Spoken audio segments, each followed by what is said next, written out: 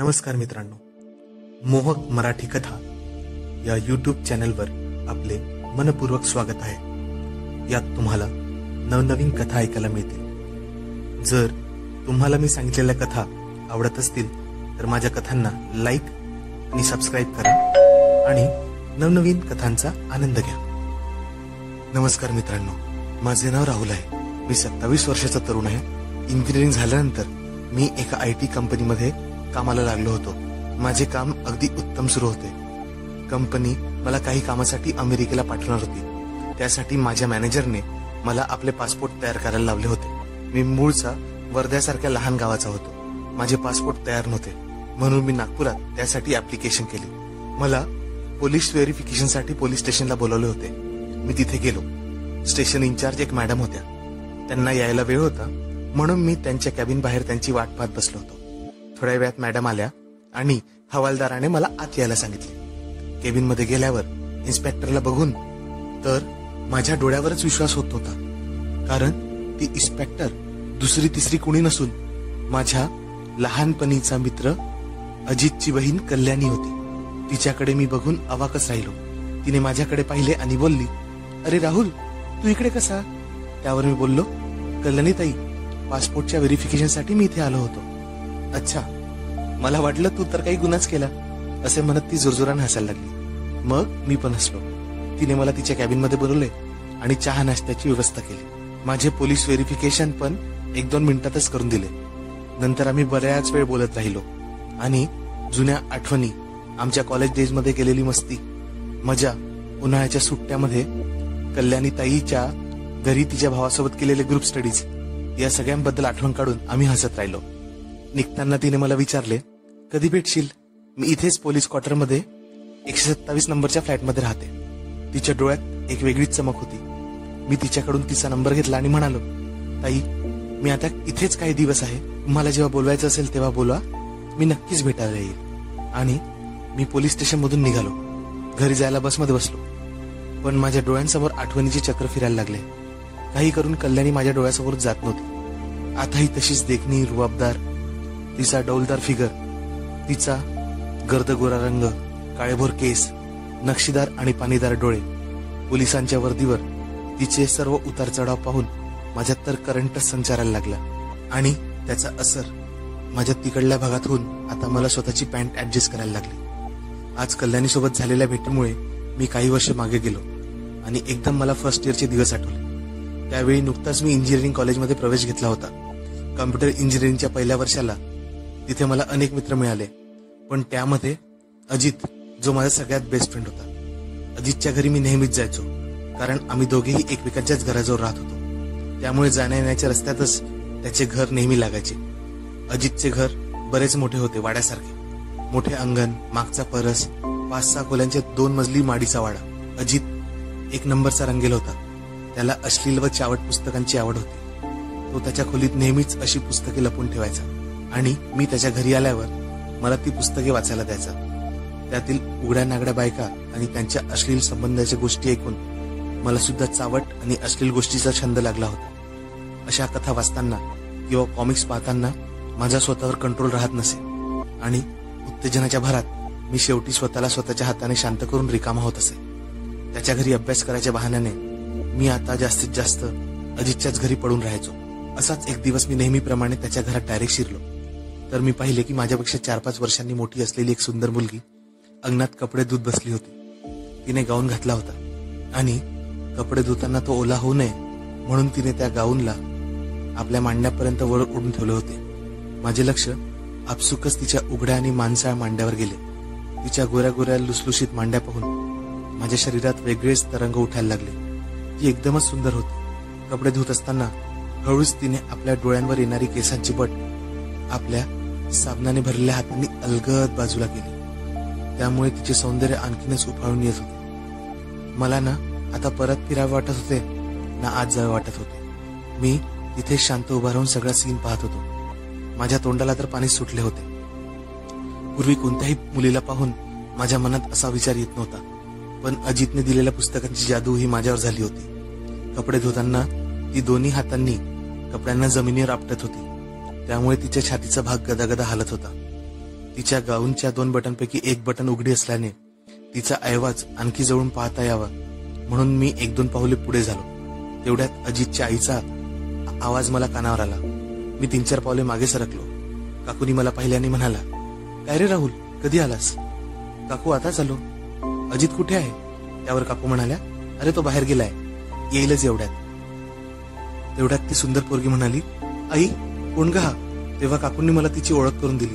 अरे ही कल्याणी आहे, अजितची मोठी बहीण. MPSCची तयारी करायला पुण्यात गेली होती, आता सुट्टीवर आली आहे काही दिवसांसाठी. आणि अगं, हा राहुलचा बेस्ट फ्रेंड आहे अजित. मी ताईकडे बघून हसलो आणि ताईला हॅलो बोललो. ताईने पण माझ्याकडे बघून एक स्माइल दिली. थोड्या वेळातच अजित आला. मग आम्ही नेहमीप्रमाणे त्याच्या माडीवरच्या खोलीत गेलो आणि पुस्तके उघडली. पण आज माझं लक्ष पुस्तकात नव्हतं. माझ्या डोळ्यांसमोर कल्याणी ताईच्या त्या माणसाल मांड्या, गदागदा हलणारी पाखरे डोळ्यासमोरच येत होती. आणि लवकरच माझे कान गरम झाले आणि मी बाथरूममध्ये पळालो थंड होण्यासाठी. अजित माझ्याकडे बघून खूप हसत होता, कारण त्यालाही माहित होते मी बाथरूममध्ये कशाला जातो, कारण तोही तेच करायचा. पण आज माझा उत्साह आणि उत्तेजना काही वेगळ्याच लेवलवर होती. त्या दिवसापासून माझे अजितच्या घरी जाणे आणखीनच वाढले. आता 2 कारणे होती, एक अजित आणि दुसरी त्याची मोठी ताई कल्याणी. आता मी हळूहळू काही ना काही बहाणा करून कल्याणी ताईसोबत आपली मैत्री वाढवली. ती पण माझ्यासोबत अगदी हसून आणि मन मोकळेपणाने बोलायची. तिचे सुद्धा इंजिनिअरिंग झाले होते आणि आमच्या फर्स्ट सेमिस्टरच्या एक्झाम अगदी जवळ येणार होत्या. आणि आमचे हे लक्ष सगळ्या चावट गोष्टींकडे असल्यामुळे आमचे एक्झाममध्ये 3:13 वाजेल हे आम्हाला पूर्णपणे माहीत होते. शेवटी मीच एक आयडिया अजितच्या डोक्यात फिट केली आणि मी त्याला बोललो, अरे कल्याणी ताई आपल्या दोघांपेक्षा खूप हुशार आहे आणि तिने इंजिनिअरिंग सुद्धा केले आहे. तर ताईला प्लीज रिक्वेस्ट कर की आपला अभ्यास घ्यायला. जर तिने आपला अभ्यास घेतला तर आपण नक्कीच पास होऊ. माझे बोलणे अजितलाही पटले. त्याने कल्याणी ताईला रिक्वेस्ट केली आणि ती सुद्धा तयार झाली. त्या दिवसापासूनच कल्याणी ताई आमची टीचर झाली. कल्याणी ताई नेहमीच शिकवताना टी-शर्ट आणि लोअर घालायची आणि आमच्यासोबत खाली जमिनीवर चटई टाकून बसायची आणि आम्हाला शिकवायची. मी तिच्या आणि अजितच्या नकळत अनेकदा तिच्या हातांना, खांद्याला, मनगटाला किंवा जवळ बसल्या बसल्या तिच्या मांडीला मांडी टच करून घ्यायचो. तेवढीच काय, ती मला मजा यायची. आणि त्या दोघांचे लक्ष नसले, मी बऱ्याचदा कल्याणी ताईच्या टी-शर्टच्या आत डोकावून बघायचा प्रयत्न करायचो. त्यामुळे माझे कान गरम व्हायचे आणि मला सहन न होऊन लगेच बाथरूममध्ये पळून मला गाळून यायला लागायचे. घरी आल्यावर झोपताना सुद्धा माझ्या डोळ्यासमोर फक्त तिचाच विचार यायचा, तिचाच चेहरा दिसायचा. मला काय होते हे मला कळत नव्हते आणि तिच्या शिकवण्याकडे माझे किती लक्ष जात होते हेही मला माहित नव्हते. शेवटी परीक्षा 2 दिवसावर येऊन ठेपली. कल्याणी ताईंनी आमची त्या दिवशी टेस्ट घेतली आणि आमची प्रगती पाहून आम्हाला खूप रागवली. ती म्हणाली, जर असे राहिले तर तुम्हाला कोणीच पास करू शकणार नाही. आणि आमच्या दोघांच्याही डोक्यावर टपली मारली. आम्ही उदास होऊन ताईकडे पाहत होतो. तेव्हा ती म्हणाली, अरे वेड्यांनो, उदास होऊ नका, एक दिवस आहे आपल्याकडे आणि इंजिनिअरिंगची पोरं पेपरच्या आदल्या दिवशीच जादू करू शकतात. उद्याची पूर्ण रात्र आपण अभ्यास करू, आता तुम्ही जा. असे बोलून आम्ही निघालो. दुसऱ्या दिवशी सायंकाळी बरोबर 7 वाजता आम्ही दोघेही हजर झालो आणि ग्रुप स्टडीज करायला लागलो. आज ताई बेडवर बसली होती. एखाद्या शिष्याप्रमाणे खाली जमिनीवर चटईवर बसून ताई जे सांगत होती आम्ही ते शांतपणे ऐकत होतो आणि आठवून घेण्याचा प्रयत्न करत होतो. म्हणजे अजूनही लक्ष तिच्या शरीरावरच होते. आज तिने काळ्या रंगाची गुडघ्यापर्यंतची स्कर्ट आणि लाल रंगाचा टॉप घातला होता. त्याच्यावर काळ्या रंगाचे ठिपके होते, अगदी बॉबी पिक्चरची डिम्पलच. माझे अर्धे लक्ष तिच्या बोलण्याकडे आणि अर्धे लक्ष तिच्या शरीराकडे होते. अभ्यास करता करता रात्रीचे 9:30 वाजले. आम्ही सगळ्यांनी त्याच खोलीमध्ये जेवण केले, कारण अजितच्या आईने आम्हाला तिथेच ताट आणून दिले होते. जेवण झाल्यावर आम्ही 10-15 मिनिटांसाठी पाय मोकळे करायला एक चक्कर टाकून आलो आणि परत तिथे अभ्यासाला बसलो. साधारण 10:30-11 वाजता सुमारात अजितची कंबर खूप दुखायला लागली होती एका जागेवर बसून बसून. तर तो काही वेळ बेडवर बसला. आता कल्याणी ताई आणि मी दोघेजण खाली चटईवर बसलो होतो. आमचा अभ्यास सुरूच होता. पण अभ्यास करता करता आम्हा तिघांनाही कधी झोप लागली ते कळलेच नाही. साधारण 12:30-1च्या सुमारास मला टॉयलेटला जायचे होते. मी उठलो आणि मी पाहिले की अजित वरती बेडवर पडला होता. मी खाली चटईवर आणि माझ्या बाजूला ताई. मला काय करावे समजत नव्हते. अचानक मला थोडी भीती वाटायला लागली. मी टॉयलेटमधून आलो आणि तिथे झोपलो. तसाच झोपून राहिलो. पण आता मला काही झोप लागत नव्हती, कारण मी अगदी कल्याणी ताईच्या शेजारी झोपलो होतो. माझे लक्ष सारखे सारखे कल्याणी ताईच्या चेहऱ्यावर, छातीवर आणि मांड्यांवर जात होते. तेवढ्यात मला असे फील झाले की कल्याणी ताईचा एक पाय माझ्या पायावर आला. कदाचित ती झोपेत असल्यामुळे तिला ती काय करत आहे हे कळत नव्हते. तिच्या उघड्या पायांचा स्पर्श माझ्या पायावर झाल्यामुळे माझ्या शरीरात एक करंट संचारला आणि आपसुकच माझ्या त्या जागेवर फुगवटा निर्माण झाला. आता मी काही झाले तरी झोपू शकत नव्हतो, कारण माझी नजर सारखी सारखी कल्याणीच्या शरीरावर फिरत होती. अचानक माझ्या शरीरात एक उष्णता जाणवायला लागली आणि मला एवढ्या थंड वातावरणात सुद्धा घाम फुटायला लागला. तेवढ्यात तिने आपला पाय काढून घेतला. आता त्यामुळे मात्र माझा थोडा हिरमोड झाला, कारण येणारी मजा बंद झाली होती. आता मलाही भीती वाटत होती. कुणी आपल्याला असे पाहिले तर काय म्हणेल, किंवा अजितच जागा झाला तर. पण त्याकडे मी लक्ष दिले नाही. जे होईल ते बघून घेऊ असे म्हणत मी पडून राहिलो. तेवढ्यात उघड्या खिडकीमधून एक जोराचा वारा आला आणि झोपलेल्या कल्याणीताईचा स्कर्ट हवेत उडून वर झाला. त्यामुळे आता तिच्या उघड्या मांड्या स्पष्टपणे दिसायला लागल्या आणि डार्क निळ्या रंगाची अंडरगार्मेंट पण. आता तर मी हे सगळं पाहून कंट्रोलच्या बाहेर गेलो होतो. माझे पौरुष उसळत होते. तेवढ्यात झोपेतच तिचा एक हात माझ्या पोटावर येऊन पडला. त्याने आगीत तेल ओतावं असा आता माझ्या उत्तेजनेचा भडका उडाला होता. मग मीही जरा हिंमत केली आणि आपला हात तिच्या पोटावर ठेवला आणि आपला पाय तिच्या पायावर. खरं सांगू, एखाद्या दुसऱ्या विश्वातच गेल्यासारखे मला वाटत होते, कारण पहिल्यांदाच मी कोणत्या तरी अनोळखी स्त्रीला असा स्पर्श केला होता. मला तर वाटत होते की माझे हृदयच बंद पडेल, पण मी कसे तरी जोरजोरात श्वास घेत स्वतःवर ताबा ठेवून होतो. 5-10 मिनिटे असा हात ठेवल्यावर मी जरा चाचरतच पाहिले की कल्याणीताई अजूनच गाढ झोपेत आहे की नाही. मग जरा माझी हिंमत वाढली. मी मोठ्या सफाईने आपला हात आता तिच्या संपूर्ण शरीरावर फिरवायला लागलो. सर्वप्रथम पोटावर, छातीवर, मानेकडे, पोटावरून खाली सुद्धा.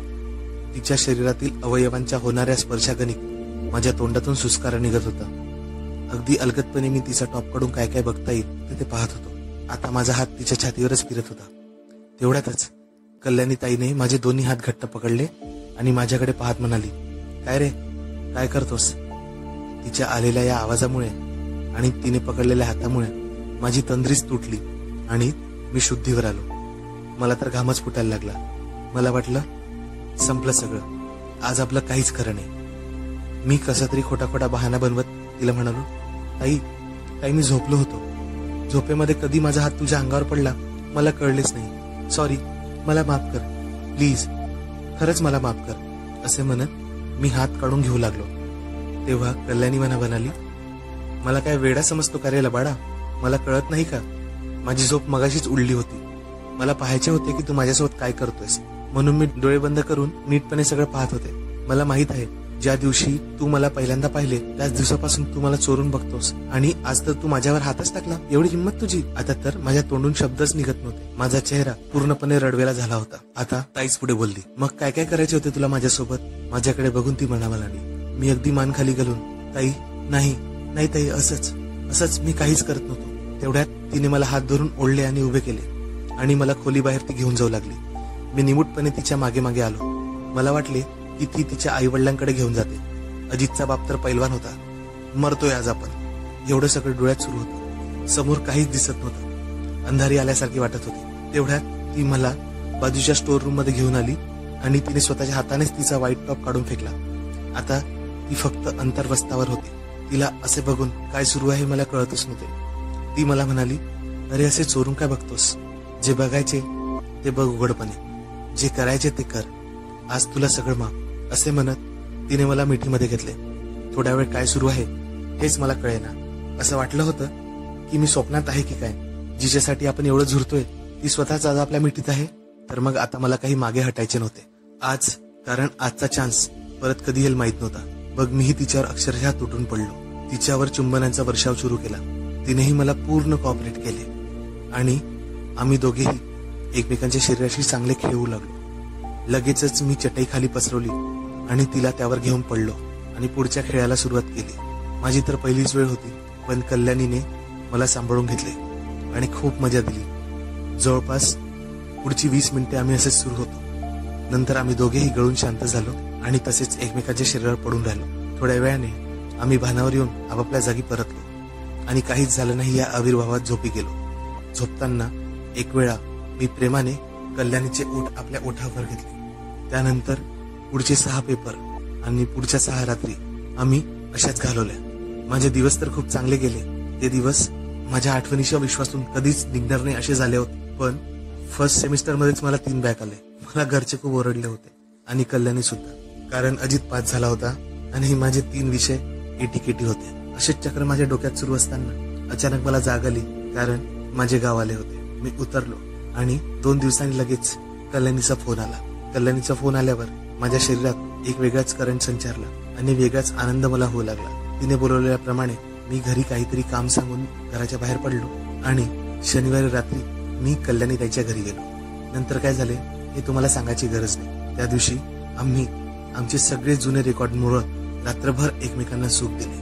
कल्याणी ताईच्या सुखाने अगदी मोहरून गेली होती आणि मी सुद्धा. खरोखरच आपल्या आयुष्यात अशा काही व्यक्ती येतात ज्यांना आपण कधीच विसरू शकत नाही.